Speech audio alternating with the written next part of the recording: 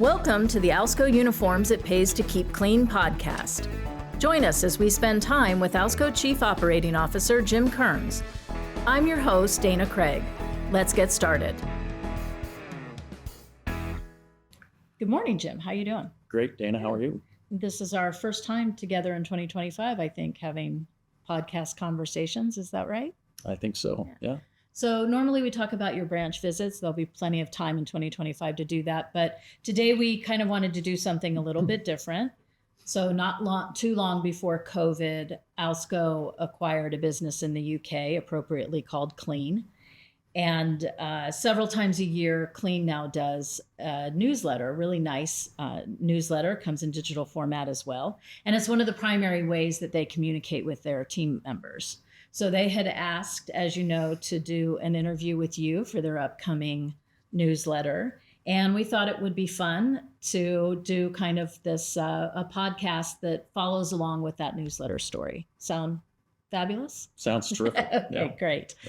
So it's your opportunity. It's your opportunity to kind of have a window into that. And I know that you were very involved in your role as CFO at the time. You were very involved in the Clean acquisition. Can you take us through a little bit of that? Why the UK market looked interesting to us? Why this was such an important acquisition for Alsco? Well, thinking back to that time when we acquired Clean, we had just been involved in a process trying to acquire Ameripride. And Ameripride was ultimately bought by Aramark, which has now become Vestas.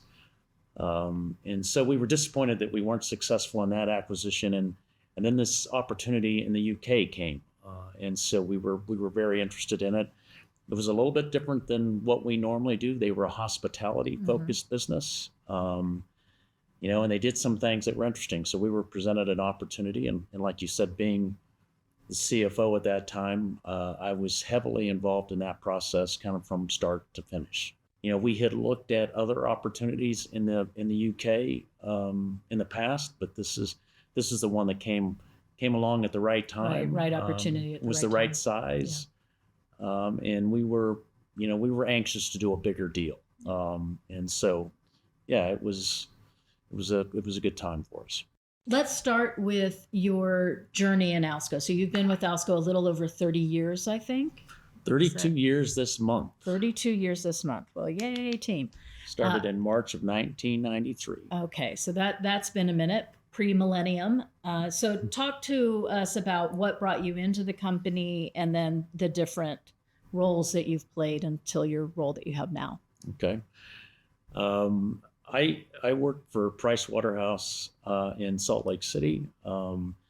Steiner Corporation had a audit failure with a leasing company, and so they went out for bid. And then I was part of that process of, getting Steiner as a client. And so I was a new manager at Price Waterhouse, and the biggest client I worked on was Steiner Corporation. And so I worked with Kevin Steiner, and various people in the accounting department when I worked for Price Waterhouse. One day, Kevin Steiner came to me and said that he wanted to start a worldwide internal audit program. They'd had some internal auditors focused on just the U.S. operations, but he wanted to expand that. And he asked me to help him recruit somebody. And so for a period of time, I helped him recruit people, but he never found a candidate that he felt like was a good fit. One day he offered me the job, and I took it. And so that's the start of my 32-year career here.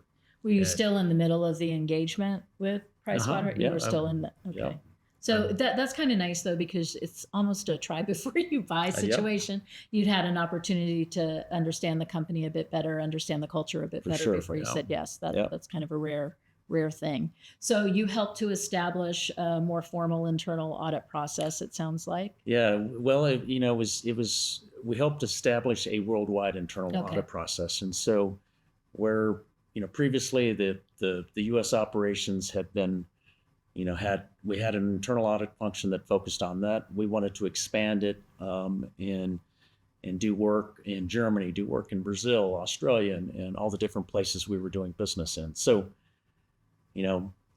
first day on the job, I get a passport. I plan a trip to Italy, and I started my adventure of traveling the world working for Alsco. So And first time having a passport. first time Yeah. having a And now, passport. now you've done all the things. Now I'm on my fourth passport There you go. today. And so after the internal audit stint, what role did you move to? So from there, I became, after about 6 years as the director of internal audit, I became the controller. The controller had retired. So I was controller, and then I was the controller treasurer. And that was another great experience. In internal audit, I got to exposed to a lot of different aspects of the business on a worldwide basis. And then as controller, I got to do a lot of interesting things that, maybe, controllers don't typically do. Mm-hmm. For example, I was in charge of our IT function. That function normally would report to the CFO, but in this case, it reported to me. And so that was a great time to be involved in IT. I mean, it was during a technological boom, and a lot of our systems changed, and we embraced a lot of new technology. That's where I think that's where we met, with the implementation of a new system that we're still using to this day. So that was it was a great job. It was a completely different job than what I had as internal audit. So were you reluctantly over the IT group, but no, not at all. I mean, it was something I was very interested in, and so I found it fascinating. Good. So no, not reluctant at all. Good. And then what happened after that? So I had that job to, I think, roughly around 2007.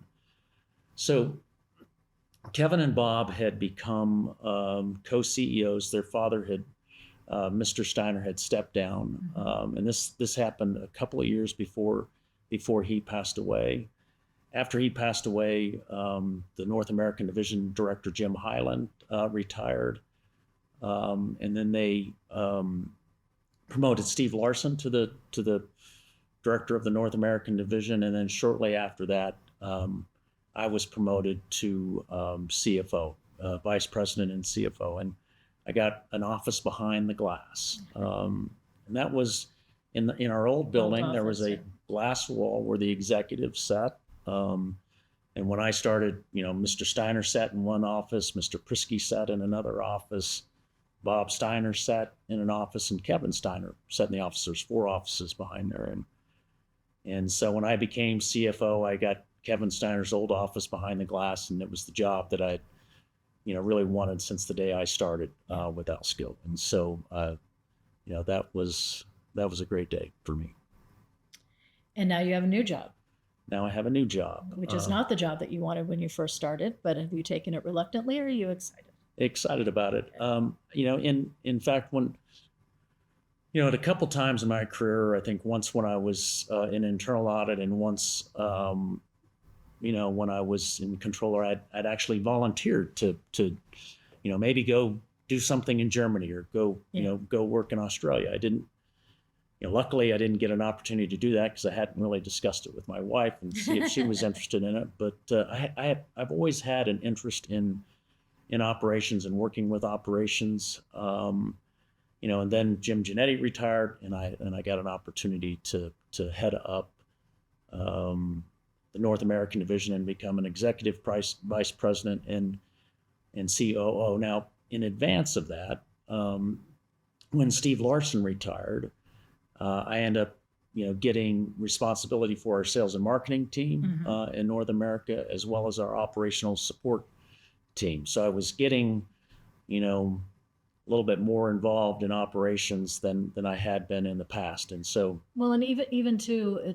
correct me if I'm wrong, but when we did the Admiral acquisition, which I think was closed in 2015, you kind of oversaw that network of branches for a while until we got a regional. So you had your feet kind of, maybe even more than your feet, but you were deeply entrenched in operations at that point.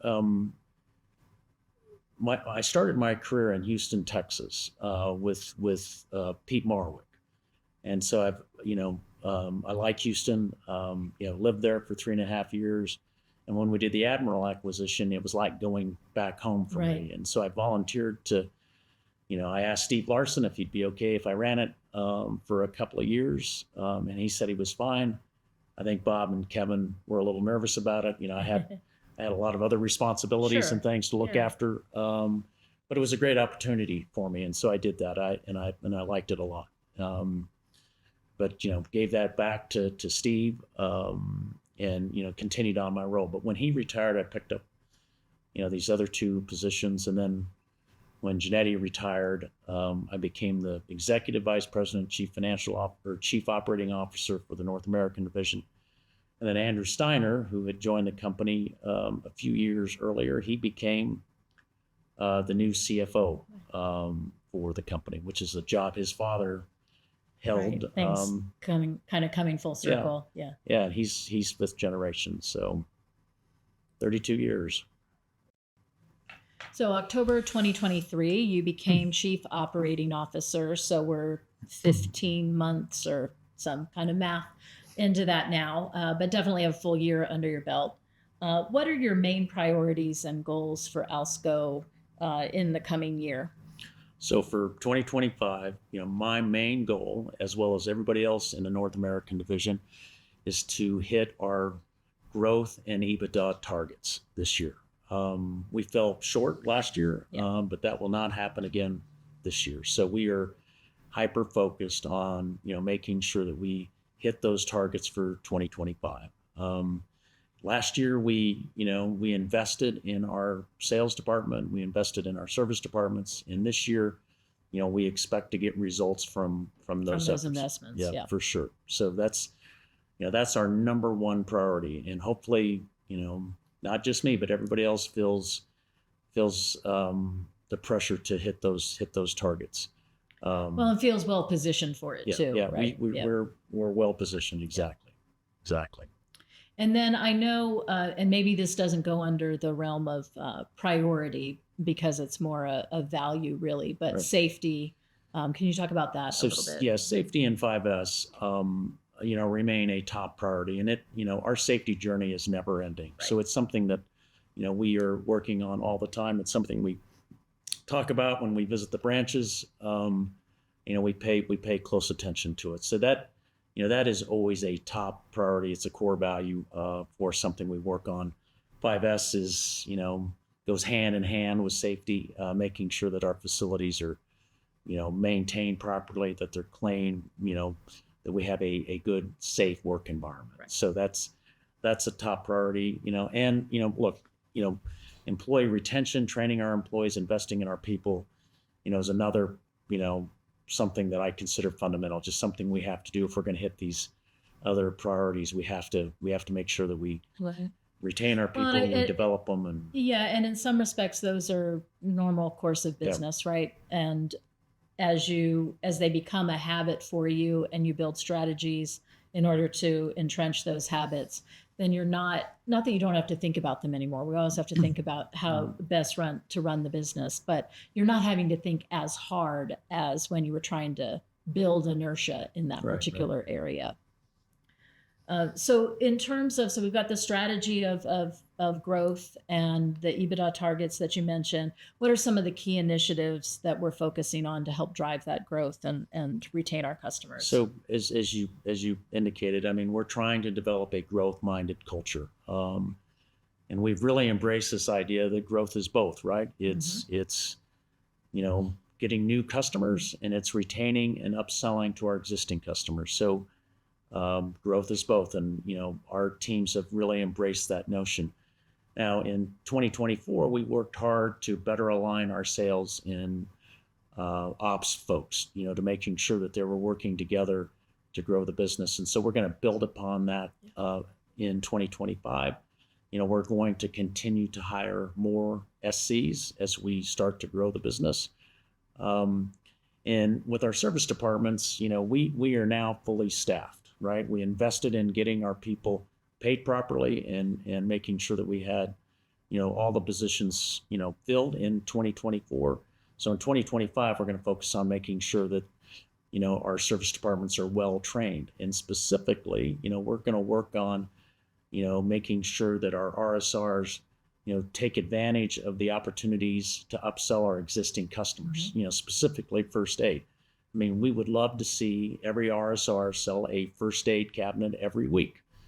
And so that's going to be an initiative this year.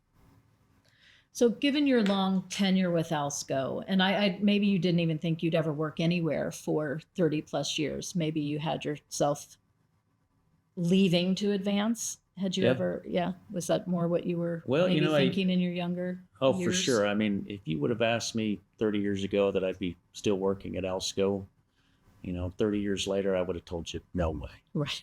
I really did, look at it as a stepping stone to, moving on and advancing my career. That's what most people do.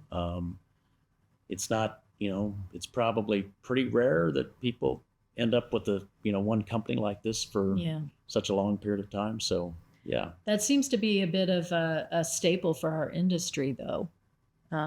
You see a lot of that long-term employment in all different ranks, Exactly. which is exciting, I think, and Right. kind of a reason for people to be, if you're looking for something stable but still growth within a stable organization, that our industry and perhaps Alsco in particular can be a great place for doing that. Yeah, for sure. I mean, I run into people in production that have been with the company 50 years. Yeah. I met an RSR who been in the company for 45 years. I love those stories. Yeah, and so top to bottom, right? You see general managers that are with the company 40 years before they retire. Right.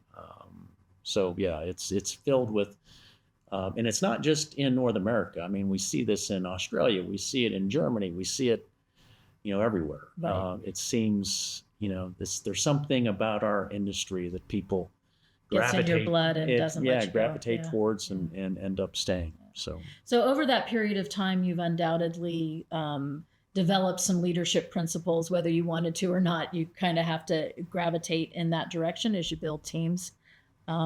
What do you think? What do you believe are some of the most important leadership principles that have led to your success? yeah, I think one is to have a vision, and you have to have a vision. You have to be able to articulate your vision.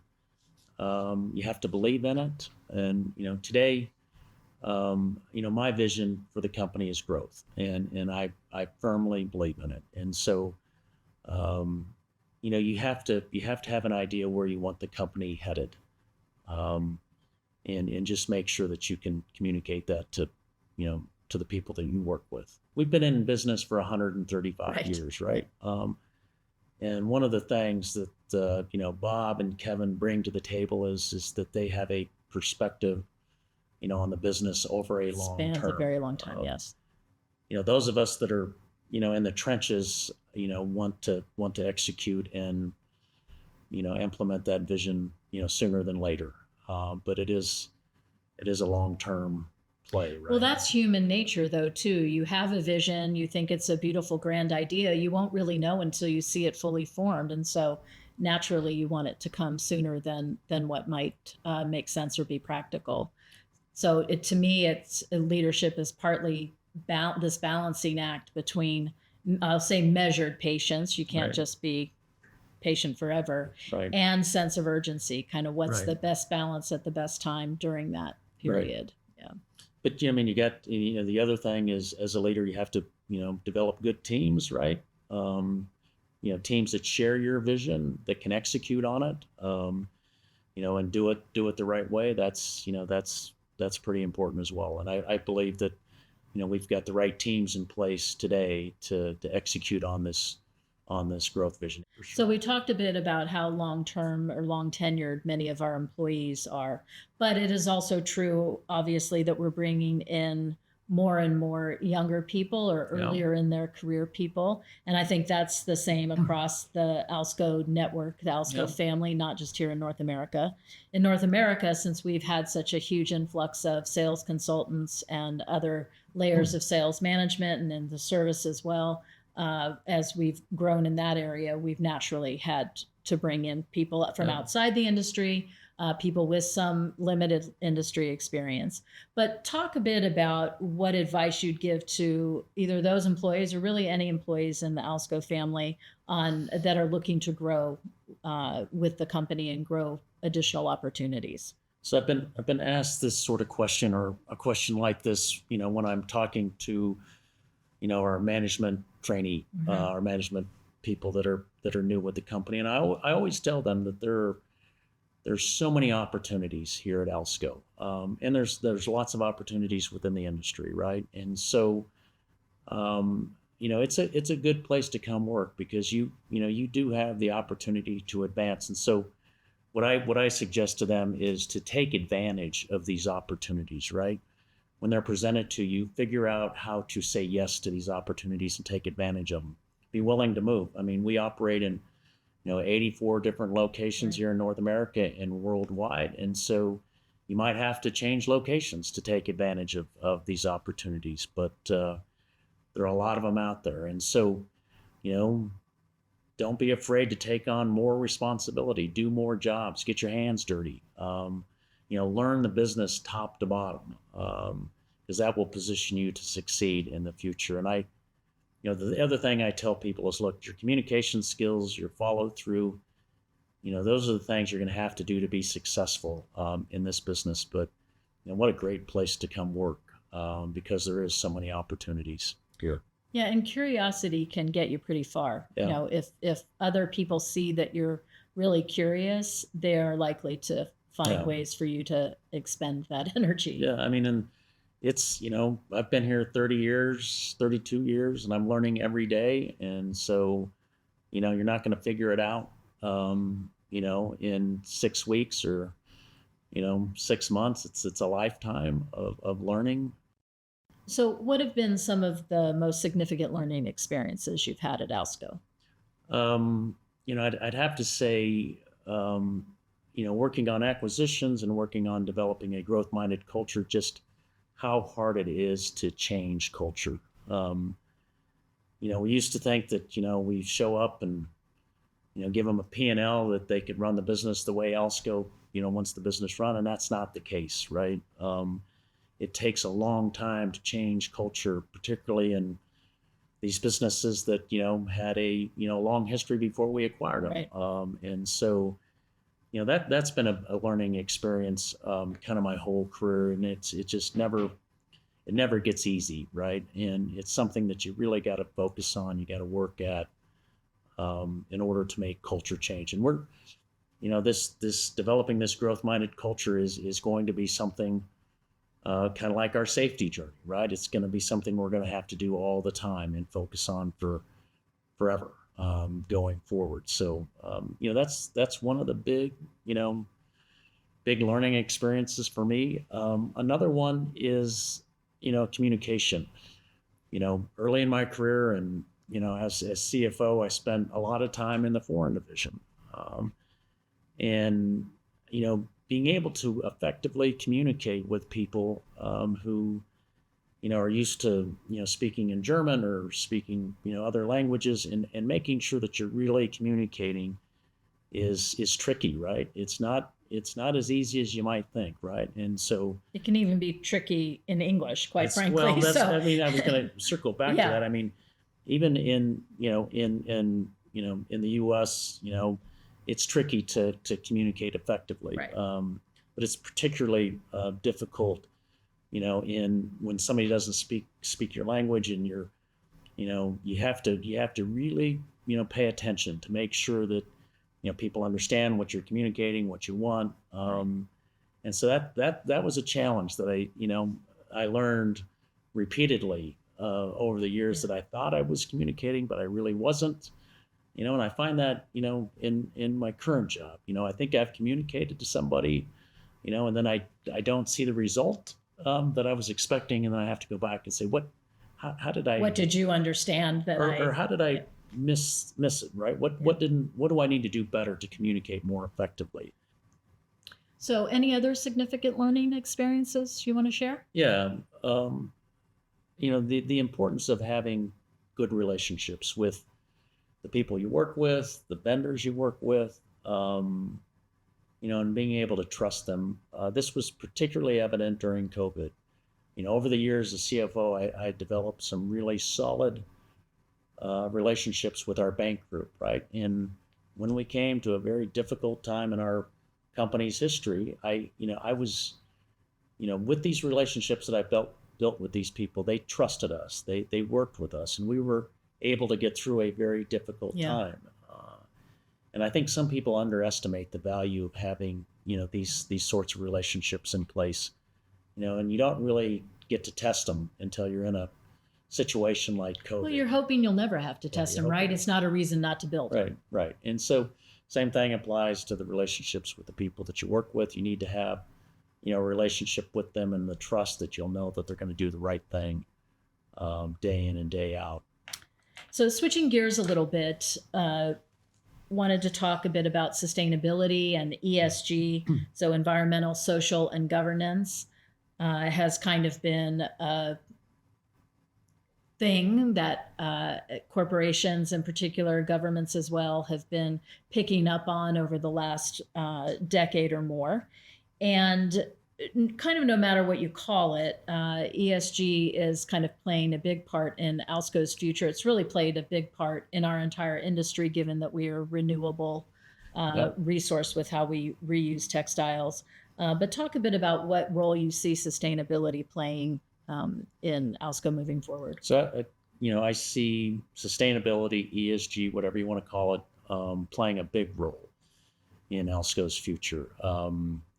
I think it's important. I was chairman of TRSA for 2 years, and I made it, part of my agenda while I was chairman there to make sure that the industry was provided the resources it needed to tell the story.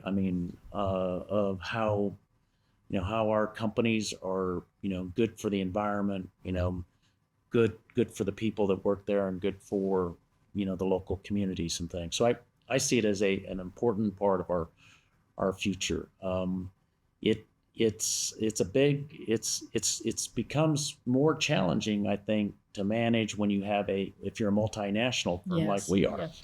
So we have a lot of terrific things taking place in many different countries, and so it's hard to keep ahead of all of that. But I do think we need to tell our story because we've got a good story to tell. Well, and one reason for telling that story, or even kind of gathering all of the pieces of that story, which is maybe a bit of what our ESG global committee is about. Right. But part of that is we're seeing more and more that companies want to do business with people, other businesses that have a story to tell and have a general understanding of how to balance sustainability along with, general market trends. It's employees that are coming to work for us are asking us about true. it, right? They're interested in it. They want to go to work for companies that are, good to the environment and are good corporate citizens and, treat their employees fairly. So it's on the minds of our customers, our new employees, our existing employees. I think it's going to play a positive role in our business and in the industry going forward. I think we've got a good story to tell. So we started this interview talking about Clean UK and your role in the acquisition there that is less than 10 years old at this point. Yeah. What do you and the board see for the UK business in the next 5 or 10 years? The UK got off to a bumpy start, right? After we acquired them, we were hit by COVID. Their business was probably the most devastated of any of Alsco's that businesses. Hospitality focus. Their business went to zero, essentially. The North American division was also impacted, but maybe not to the same degree as the UK was. So following COVID, the business bounced back in the U.S. It was very resilient. The business has come back in the UK. We are growing and getting more profitable every day, and so that's encouraging. But it is you have to be patient, right? It's not something that happens overnight. But we are definitely on the right track in the UK. I'm excited to see them, to see their results. Every quarter, every year is getting better and better. So, I'm very bullish on the UK. I think we need to focus on developing a very profitable, efficient hospitality business. And then from that, that can be a platform for us to get into the uniform business, get into get into other niche businesses that exist there. But we've got a great management team in the UK now, and their future is bright. London is a great opportunity, and we can learn a lot from their business. They run multiple shifts, and so I'm excited about their future going forward. Well, great. Well, hopefully we get to talk more about their great future and see their great results as things move forward. So any last minute comments before we wrap up for today?